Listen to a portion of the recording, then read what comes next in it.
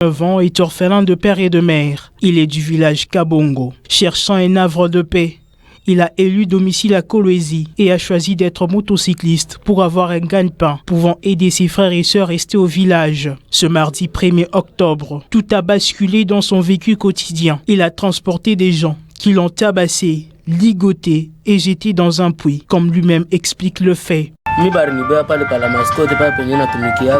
J'ai travaillé au niveau de la mascotte. 3 clients m'ont dû de les transporter pour les conduire à Chipoki. Arrivés en brousse, ils m'ont demandé de les attendre. Et quelques minutes après, ils sont revenus et c'est à ce moment-là qu'ils ont commencé par me tabasser et ensuite me ligoter. Je me suis débattu, mais ils étaient plus forts que moi. Je me suis fatigué, ils ont jeté dans les puits et ils ont volé la moto. Le fait s'est ainsi déroulé.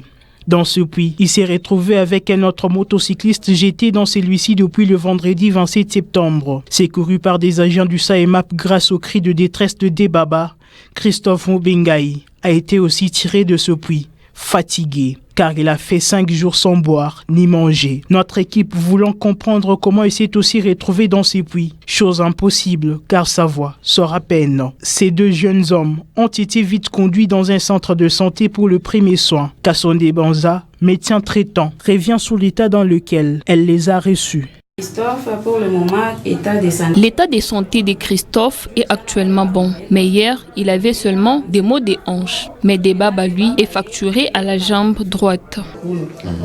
Et à droite. Selon le témoignage de victimes, il reste encore dans ce puits un autre corps en décomposition et des ossements humains. Saisi du dossier, Jackson Mouteba, chef de la cité Moussonoy, exhorte le motocycliste à œuvrer en toute vigilance.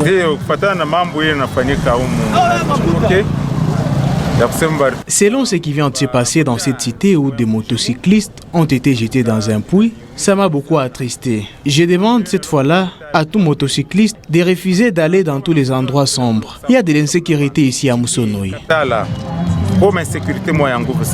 Des procédures sont déjà entamées pour tirer le corps en décomposition, signalant par ailleurs que Christophe Mubengaï a fêté ses 19 ans dans ce puits, à l'absence de membres de sa famille qui avaient même organisé un deuil car il était porté disparu pendant le 5 jours. Autre chose dans ce bulletin d'information, le ministre provincial de l'Environnement Alain Kantenga a lancé un message de sensibilisation sur l'assainissement du milieu afin de lutter contre les maladies de main sale pendant cette saison de pluie dans la province du Lualaba. Alain Kantenga est au micro de Patient Kabamba. Vous savez tous que à tout moment dans la ville, chaque fois qu'il y a changement de saison, les médecins savent très bien que nous sommes exposés à plusieurs maladies dues au changement de saison. Mais ici, je parle en tant que le ministre de l'Environnement. Lorsque notre environnement est malsain, cela nous expose à plusieurs maladies.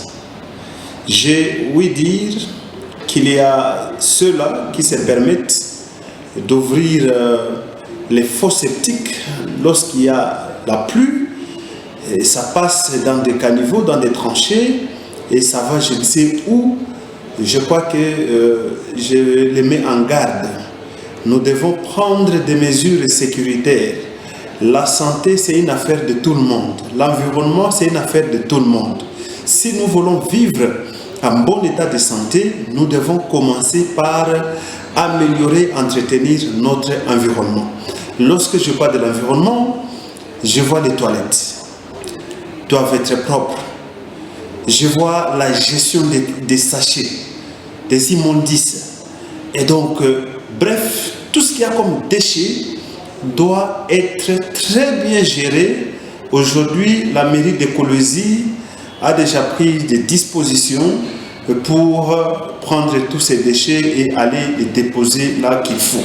Nous allons tenir avec une réunion très importante au cours de laquelle nous allons donner des orientations qui doivent être scrupuleusement observées par tous nos compatriotes. Celui qui ne va pas respecter cela, je crois que nous allons l'aider à respecter la loi en la matière.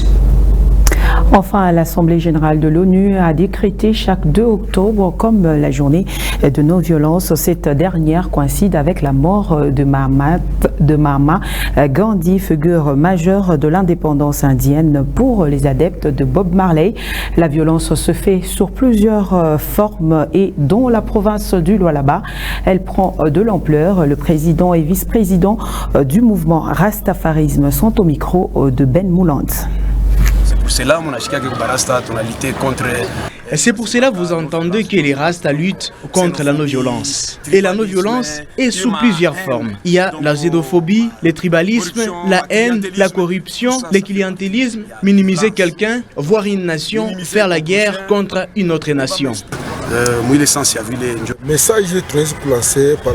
Les messages que nous pourrions lancer à l'occasion de la journée mondiale de la non-violence, nous pensons que si la violence gagne du terrain dans nos sociétés, c'est par manque du respect de l'être humain. L'État de son côté doit savoir sécuriser l'être et être au courant dans quelles conditions il est en train de vivre. Et surtout savoir stabiliser l'homme pour qu'il vive dans l'espoir, même dans toutes circonstances, que ce soit la nuit, pendant la journée, qu'il se sente néanmoins à l'aise.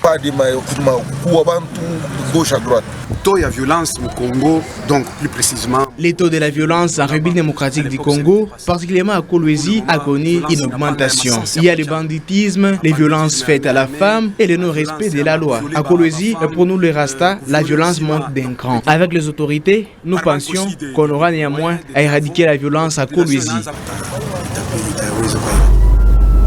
C'est la fin de ce bulletin d'information. Mesdames, Messieurs, le prochain rendez-vous, c'est tout à l'heure à 20h pile. D'ici là, portez-vous bien.